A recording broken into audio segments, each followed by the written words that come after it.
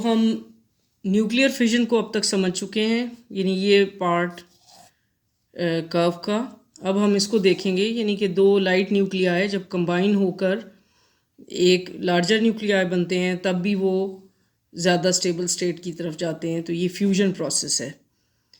अब इसको समझने के लिए हमें कुछ चीज़ें देखनी हैं जो यहाँ मैंने मेंशन की हुई हैं कि न्यूक्लियर फ्यूजन के कुछ फ़वाइद हैं एज़ कम्पेयर टू फिजन कि इसमें हमारे पास लाइट न्यूक्लियाई आपस में मिलते हैं लार्जर न्यूक्लियाई बनने के लिए।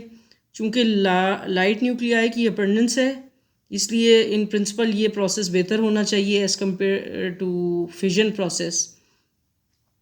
दूसरी चीज़ ये कि जो एंड प्रोडक्ट्स में हमारे पास लाइट और स्टेबल न्यूक्लियाई मिलते हैं, यानी कि ठीक है दो लाइट मिले हैं लेकिन स्टिल जो फाइनल प्रोडक्ट है वो भी लाइटर है एज़ कम्पेयर टू अदर। इस केस में हैवियर की फिजन भी हैवियर न्यूक्लियाई को जनरेट करती है जो स्टिल इनस्टेबल हैं as compare to these ones. लेकिन इसके बावजूद कुछ ऐसे मसाइल हैं जिसकी वजह से फ्यूजन एक डिफ़िकल्ट प्रोसेस है।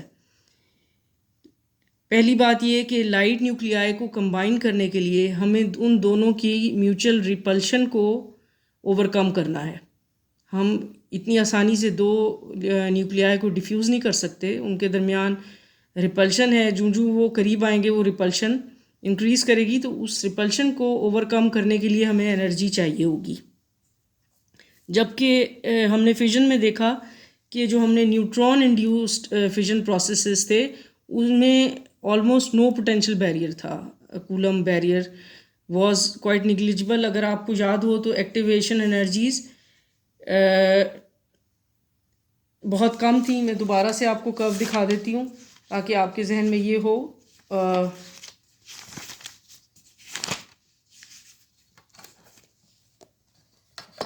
यानी ये एक्टिवेशन एनर्जी है।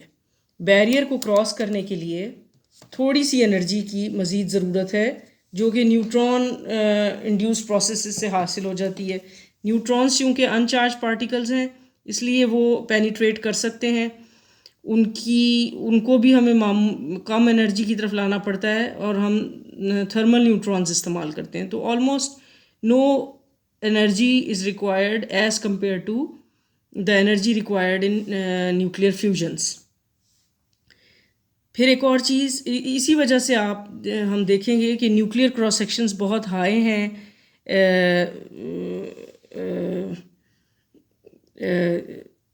फिजन रिएक्शंस में।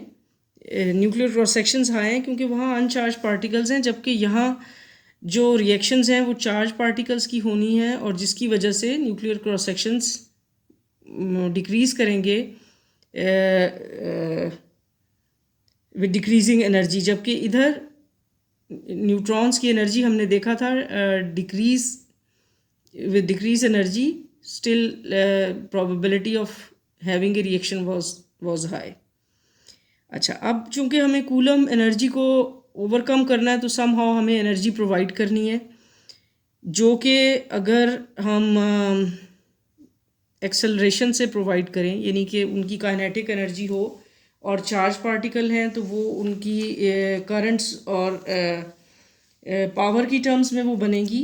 तो अगर हैवी न्यूक्लियाई जैसे कि फ्यूजन में आमतौर से हीलियम और इनको लाइटर न्यूक्लियाई समझा जाता है और नियॉन इसको हैवियर न्यूक्लियाई कंसिडर किया जाता है। तो हैवी न्यूक्लियाई को अगर एक्सेलरेट किया जाए फॉर फ्यूजन प्रोसेस, तो लेट से कि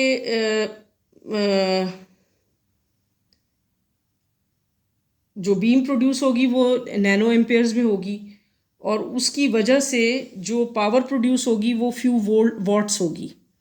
तो अगर हीलियम हम डिफ्यूज़ करना चाह रहे हैं दो नियॉन पार्टिकल्स को और हम कह रहे हैं कि एनर्जी जो है वो वॉट्स में प्रोड्यूस हो रही है, तो और हमें वहाँ बैरियर ओवरकम करना है। Let's go to the next slide.